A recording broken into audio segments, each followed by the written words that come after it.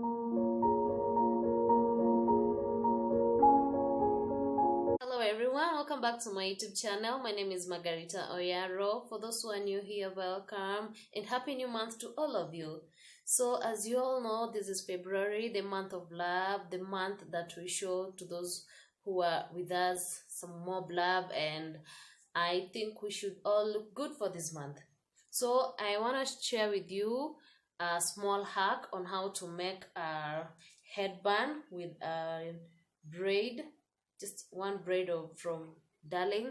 I'm going to use this long, I don't know if you can get it clearly, but it's a long Abuja, sorry, yeah, from Darling, but it's Abuja long, color number 2, and this is basically how it looks like. And I'm going to make a headband from it. So